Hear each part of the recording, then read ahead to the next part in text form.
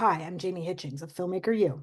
At Filmmaker U, we create courses for film professionals to deepen and diversify their skill set. You can learn more on filmmakeru.com or follow us on Instagram at filmmaker_U. Every week, we interview film professionals, and this week we are joined by Joaquin Elizondo, whose work includes Griselda, Dark Winds, and Narcos Mexico.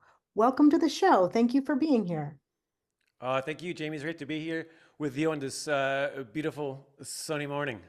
My first question is that you've edited 3 episodes of Griselda, which is half the miniseries. Can you talk about how your process changed as you got more familiar with the series and with the editorial workflow? Yeah, so I was able to work on episodes 1, 3, and 5. Actually, co-edited episode 3 with Chris Cavanagh. So it changed. Yes, definitely changed throughout as we went along. The series. Episode 1, we spent a lot of time on that. Obviously, being the first episode. Again, just was able. We were able to really sit with it for a while, and we tried a lot of things. Would say with episode 1 with just moving things around. I mean, moving scenes around, exploring different things. So then getting to like episode, I think 3. It was also different just simply because of this collaboration with Chris Cavanagh. So it was different in the sense that we got to really,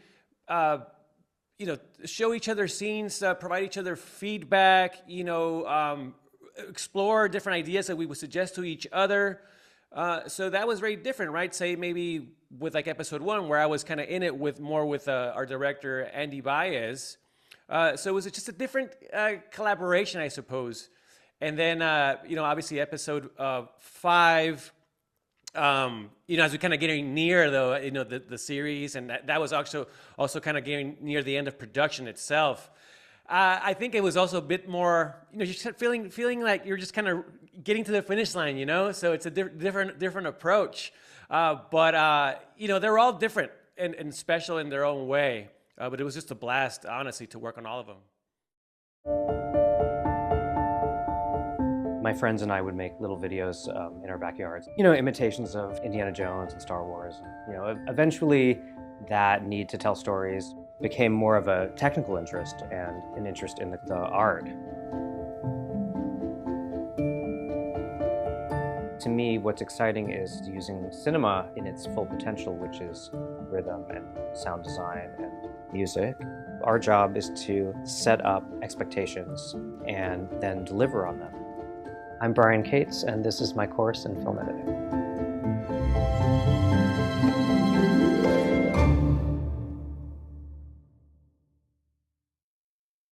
Now, you mentioned that episode 1, I'm just going to circle back, that you had some time to kind of rework things and move things around. Can you talk a little bit about that workflow? You guys were kind of discovering the story still, or discovering the look of the piece?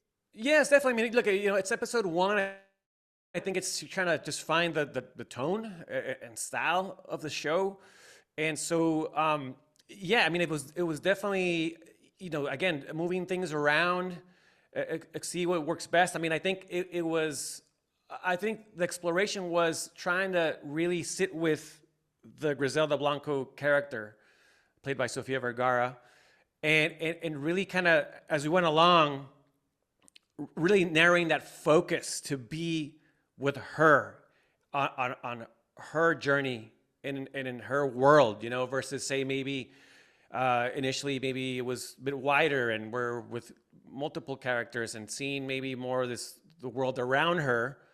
I think it was really kind of narrowing that focus to her and her children. And that was, I think, what we were exploring, I think, with episode 1. And it happened to be, moving things around, right? You explore. I mean, like as you're doing this, and obviously with any other episode, I mean, you always are just exploring and trying to find the best story possible. In this case, was maybe flipping scenes here and there, and until you decide, all right, this is what feels best. Yeah, her performance was absolutely amazing. I'm going to come back to that in a little while though. So you mentioned you worked with Chris on episode 3. How was it to kind of have that working relationship and bounce ideas and give feedback to each other as you were working through the script? Well, it was great. I mean, like first of all, I've been working with Chris now since Narcos Mexico, so we've done a couple shows together. He had been my assistant editor on these projects. And it was, first of all, like, I was trying to do the same thing with him as what was done with me, as far as like trying to, advance his career and give him opportunities, like it was done with me when I was, say, an assistant editor on Narcos Mexico, right? I believe in giving back, and trying to, promote, say, assistants to the editing chair. But, I've known Chris. I mean, he's a dear friend, right? So we just have a really strong bond relationship, and it's, we're able to just really, provide that feedback and provide that critique to each other, right? We feel very comfortable in that sense. And so the thing is that I was also learning a lot from him, right? It's like I'm trying to mentor him, but also like he's mentoring me in a way, in the sense that I'm also picking up a lot of creative feedback and ideas from him, and I'm learning, right? And that's what I love about that collaboration, is that we're just learning from each other, and then maybe exploring different avenues, different ideas that maybe on our own maybe didn't think of. So I'm just big on feedback, and it was just a really great experience. It's fantastic. That's really great to hear that you were also learning from him.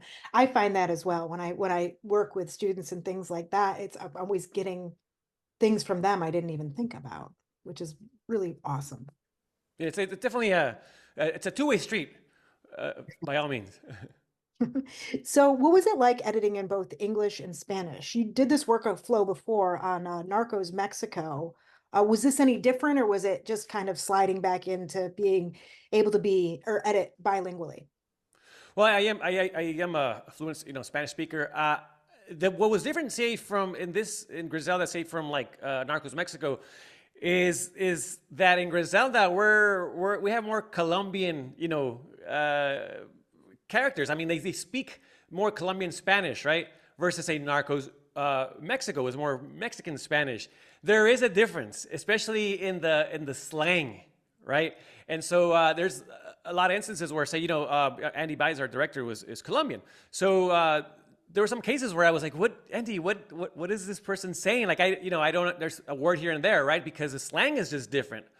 But I also think that there's also, I think, a difference in the like the cadence and the rhythm, say, from like English and Spanish, that I think that you just, at least for me, like I do approach those scenes differently, and I think it has to do with the energy, this maybe the speed of how people are speaking in those different languages. That definitely does influence the pacing of, say, the way how I approach the pacing of a scene.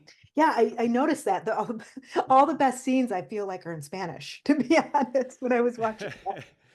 I think there is a different energy, at least to my ears, right? And again, that there's a different rhythm, and so that, again, it does influence the way I guess I put a scene together.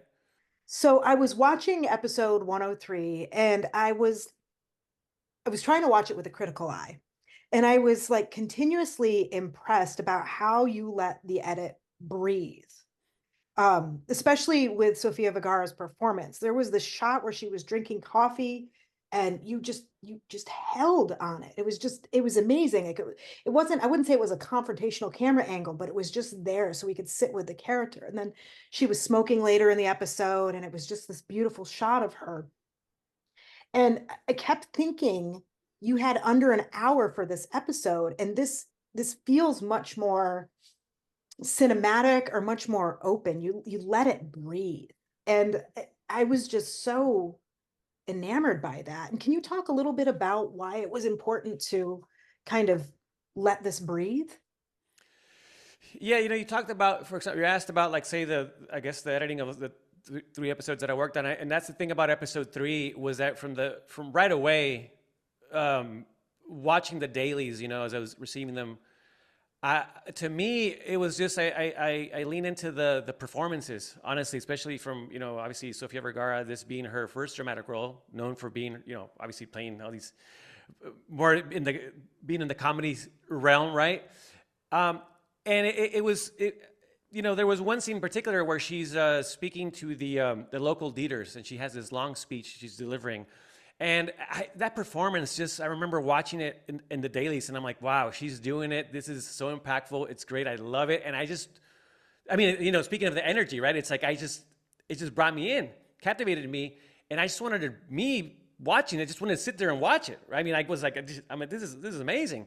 And so with the performances, all the great performances, and obviously the camera movement, the cinematography, and the directing. I mean, it was just about like really spending time with these characters. And I think you see it from the beginning, where you see this wonder as she's going through the house, right? And I guess that kind of set the tone. Where we're just really spending time with all these characters and really getting to know them. There's some really, really intimate scenes in this episode, but there's also some action scenes, right? And so it is finding that balance. So say sitting on shots, letting it breathe, as you say, but also being mindful of, the pacing and keeping things moving, right? You want to move through the story. You want to keep people engaged. So it's just finding that fine balance through the editing of, say, staying with on shots and being with characters, but also keeping things moving. It was fantastically edited. I'm not just saying that because I'm here. Thank you. No, I appreciate it. I really enjoyed the episode. I was just, yeah, because I was familiar with your work. You worked on some Narcos Mexico stuff, and I really enjoyed Narcos Mexico, and I thought this was going to be more or similar to that. But then we have Sofia Vergara's character, and she's kind of a woman in a man's world, and yeah, it was fantastic. Yeah, it's you mentioned Narcos Mexico, and yeah, this was very.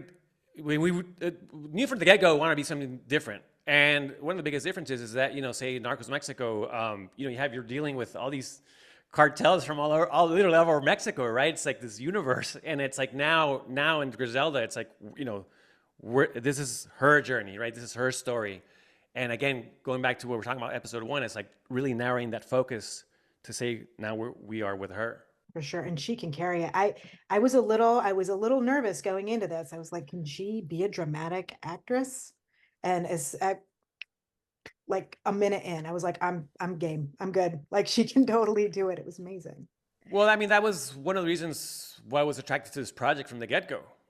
When I heard, Griselda Blanco and Sofia Vergara, this project, I was like, sign me up. I want to do this. But no, she killed it. I mean, she, no pun intended. But she did an amazing job. And again, with episode 3, I guess it's for me when I saw that performance, say, again with the local dealers. I mean, I just grabbed onto that. It was like, wow, she's transforming from even not only in the show, right? So now building her, say, drug empire, but also like, I think as Sofia Vergara coming from that comedic world now into this dramatic role, is that transformation is just, I saw it happening, again, just in the Avid, literally in the dailies. Probably one of the smartest things I've ever done for my career. It gave me all the tools that I needed to be able to jump into a new career. Getting myself into a mindset, thinking like an editor, being around people that I can talk to on that level was really invaluable to me. A lot of the things that I learned from that class, I still think about. I loved the classroom. I loved the computer stations. We built a sense of community. And it also instills a lot of confidence in you to take that and go out into the world. After I took the class, I felt very prepared to take the next step. I owe Manhattan Workshop the career that I have right now. Things have been going great, and I really have the Manhattan Workshop to thank for that. Can you tell us a little bit about how you were interested or drawn to editing? Because you went to film school, yes, in Michigan? Well, I went to the University of Michigan and I studied film, and it was the major was called Film and Video Studies. So what that meant was that we just watched a lot of films and wrote a lot of essays. There weren't a lot of, say, production courses, right? Like where you had hands-on, like, using gear and whatnot. And so I initially graduating from Michigan, I wanted to be actually director of photography, cinematographer. Although I knew how to edit, right? I knew how to use Final Cut Pro was 7 back in the day. And but it was, I guess I didn't really understand what editing was. For me, it was just a way to really, I put my images together, add sound and music, but I didn't see it, I guess, as a storytelling tool. And it wasn't like years later that I discovered that when I was in New York, when I was taking on more just strictly editing gigs, where that was the only thing I was doing versus, say, shooting and editing. And that's when I really connected with editing, what it really was. And I just really enjoyed the process. And I got to say, I really enjoyed just being in my dark room and in front of a computer for hours on end and crafting a story. I really, really enjoyed that. And that is when I decided then just to pursue strictly an editing career. Now, speaking of your editing career, can you speak a little bit about the Hollywood Editing Mentor Program? Yeah, so Hollywood Editing Mentor, you can find it at hollywoodeditingmentor.com. I started back during the pandemic.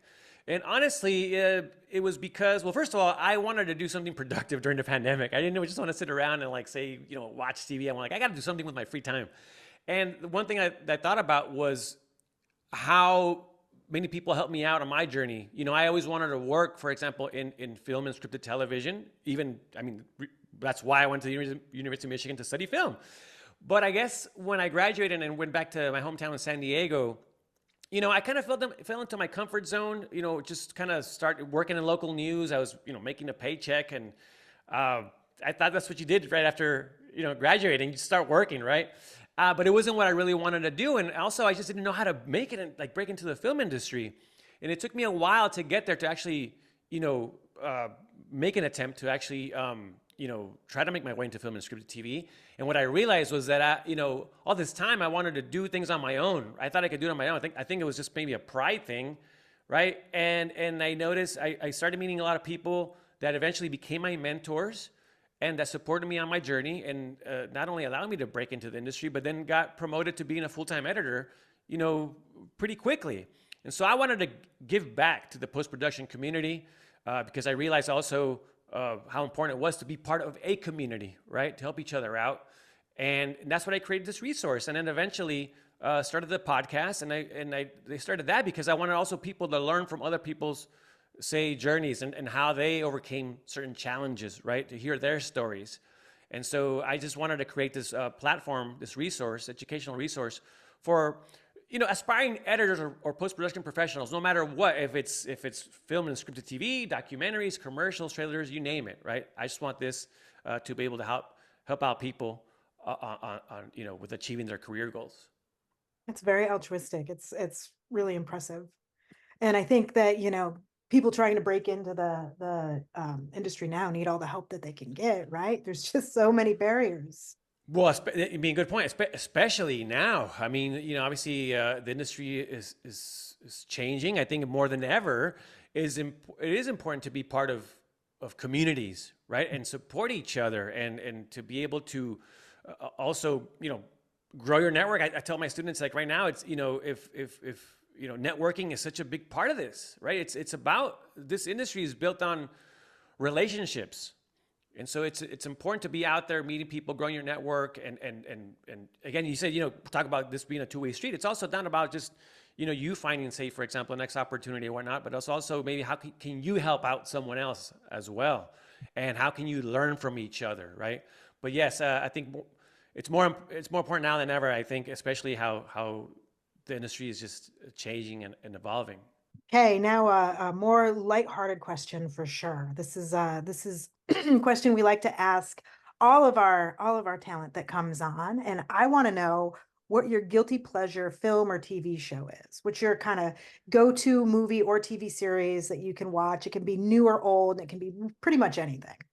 Oh man, good question. I love these. I think.